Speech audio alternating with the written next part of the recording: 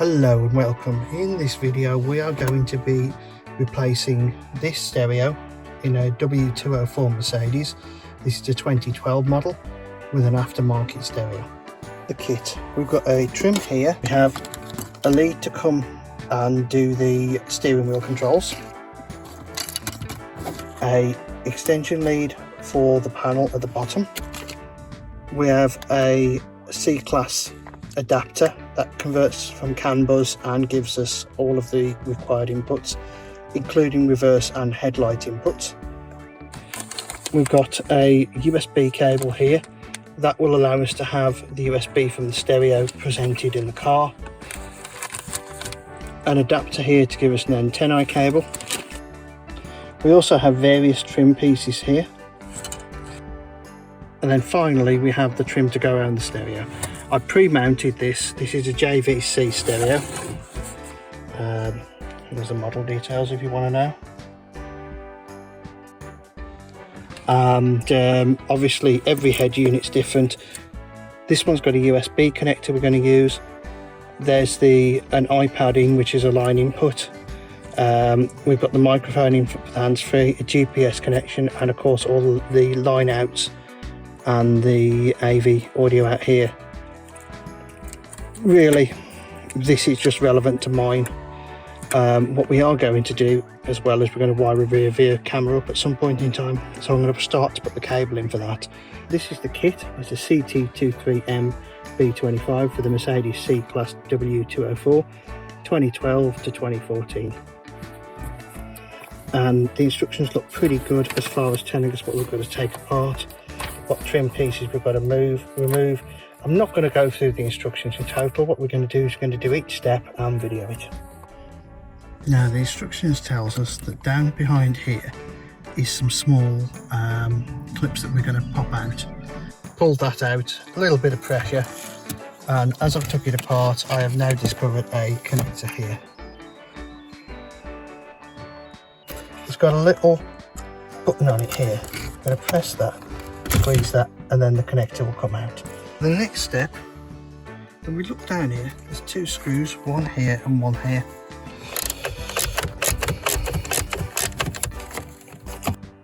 Okay, when we're talking about them coming out part way, they're actually quite long. They were good, I would say, they've come out a good centimetre. Pushed them down. What I did was I got another screwdriver and just bashed it with the back of my hand, and that's released it. Now hopefully the stereo will come out now.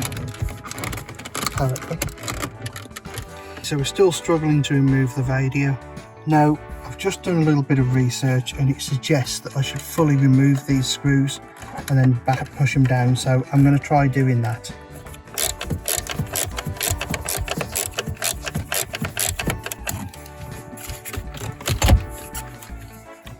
Okay, so now I've really undone them. The head unit does just slide out. So the first wire we're going to disconnect is that one there, because that one does the front and it's the shorted. Push that in there, leave it out, push that in. Then with this green double one here, push it in, squeeze it, unplug it.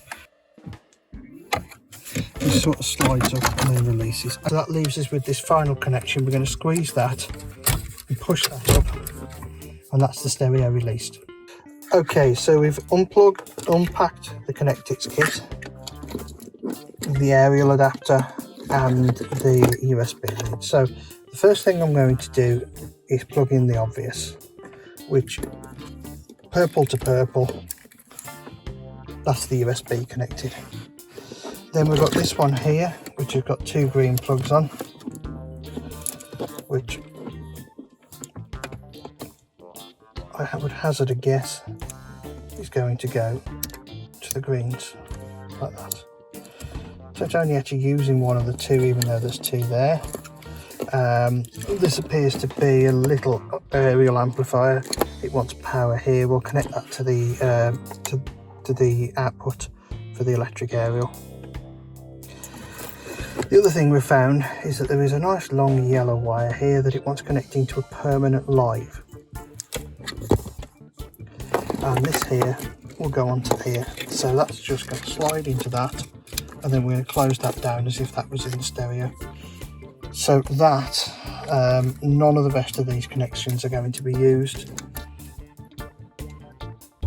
It'll be interesting to see whether that still works after. Now what I'm going to do, I'm just going to go into the menus. Obviously now Navi and audio display nothing, which is what I would have expected it to do, and the same with the telephone.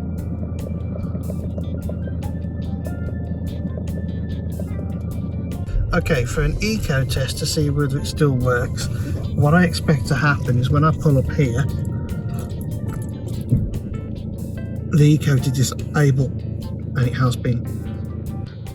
Okay, so one of the things that's absolutely brilliant, when it had the stereo fitted, the clock used to come up on the display. Now that it hasn't got one, it's not displaying anything at all, which I think is absolutely brilliant.